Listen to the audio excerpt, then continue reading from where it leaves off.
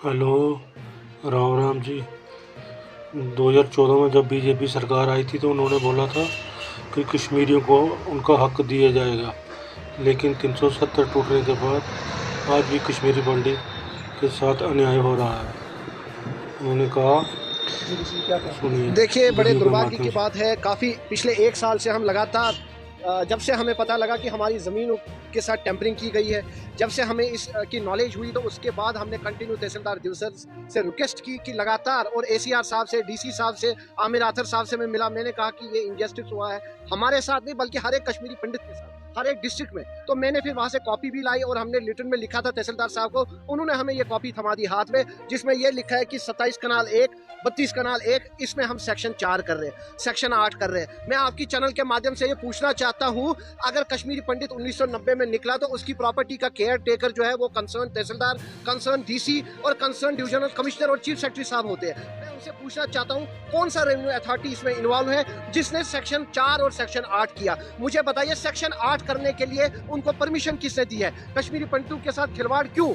कश्मीरी पंडितों के साथ मजाक क्यों? मुझे बताइए, अगर ये प्रॉपर्टी हमारी है, अगर ये प्रॉपर्टी कश्मीरी पंडित से बिलोंग करती है, इसमें सेक्शन 8 करने का मतलब क्या है? इसमें सेक्शन 4 करने का मतलब क्या है? साथ ही साथ आप मुझे बताइए, जब एंटी करप्शन ब्यूरो, हमने ये कहा कि हमारी प्रॉपर्टी जो है वो 50% शेयर में है कहीं कहीं पे, और वो एंटी करप्शन ब्यूरो वाले वहाँ पे लिखते हैं डिविजनल कमिश्नर को, डिप्टी कमिश्नर कुलगाम को, कि ये जी इस पे इंक्वायरी बिठाई, लेकिन आज तक इस पे सुनवाई नहीं हुई। कि हमें जो घोनटंकी पूरा जो गांव है वहाँ पे इंक्वायरी, मैंने इनको 1000 बार कहा कि टेम्परिंग हुई है रिकॉर्ड में, वो बोलते हैं ये जी पहले से हुआ है। पहले से हुआ है तो किसने किया? मैंने राकिब खान साहब से, जो कंसर्न तहसीलदार है, उनसे बात की। मैं उनके पास गया, मैंने उनसे कहा कि आप मुझे ये बताइए कि ये जो हमारी प्रॉपर्टी पे टेम्परिंग हुई है ये कैसे हुई है? वो कहते हैं मेरा कसूर नहीं है, पुराने तहसीलदार है। मैं उनसे कहना चाहता हूँ, ठीक है, अगर पुरानी रेवेन्यू अथॉरिटी की गलती है, लेकिन आपका काम है सुधारना। एसीआर साहब जो इस टाइम है उनका काम है, डीसी साहब है उनका काम है। लेकिन मैं तमाम कश्मीरी पंडित सभा से कहना चाहता हूँ, ये इनजस्टिस मेरे साथ नहीं, सब कश्मीरी पंडित के साथ कहीं ना कहीं होते जा रहा है। कुछ तो इस दुनिया से भी चले गए, लेकिन उनके केस अभी भी चल रहे हैं। मैं आपकी चैनल के माध्यम से,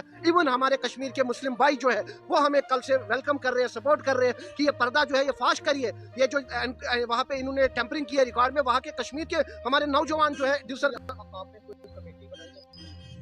मैंने कमेटी ने, मैंने तहसीलदार को भी फोन किया, एसीआर के नोटिस भी लाया। इवन अब अगर 5 दिन के अंदर अंदर नहीं होता है तो हम हाईकोर्ट जाएंगे, हाईकोर्ट के बाहर हम धरना करेंगे, हाईकोर्ट से गुहार करेंगे कि पंडितों के साथ जुल्म क्यों, पंडितों के साथ नाइंसाफी क्यों? आप मुझे बताइए, कभी हमारे घर जलाए गए, हमारी जमीनें लूटी गई, और हैरानी की बात है जो डीसी साहब वहाँ के वो खामोश है। आमिर आथर साहब जो कि एक नाम है उनका, लेकिन वो खामोश है। तहसीलदार साहब को आज मैंने सुबह की बात है फोन किया, फोन नहीं उठाया। उसके बाद उनके एम्प्लॉय मुझे कहते हैं कि तहसीलदार साहब कहते हैं मुझे आपसे बात नहीं करनी है, आप जाके कंसर्न अथॉरिटी से, हायर अथॉरिटी से बात करिए। मुझे बताइए, हम कहाँ जाएंगे? हम कहाँ? इतने एरोगेंट बिहेवियर है उनका। मैं एसीआर साहब से गुहार करता हूँ और डीसी साहब से भी कि जब तक हमारा मसला हल नहीं होता है, कंसर्न जो है तहसीलदार, उनको सस्पेंड किया जाए, उन पे इंक्वायरी बिठाई जाए कि अगर ये आपने खुद लिख के भेजा है कि 32 कनाल और 27 कनाल है तो इस पे इंक्वायरी क्यों नहीं बैठी? और ये सेक्शन 8 सेक्शन 4 किसने किया है? मैं आपकी चैनल के माध्यम से पूछना चाहता हूँ।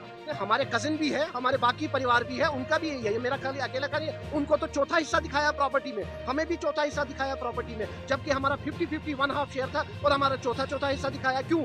हमारे कजिन भी है और भी कुछ। आप देखिए, कल के इंटरव्यूज में काफी सारे पंडितों ने कहा है कि हमारे साथ इनजस्टिस हो रहा है। काफी दूसर कॉन्स्टिट्यूएंसी का रिकॉर्ड उठाइए, आपको पता लगेगा।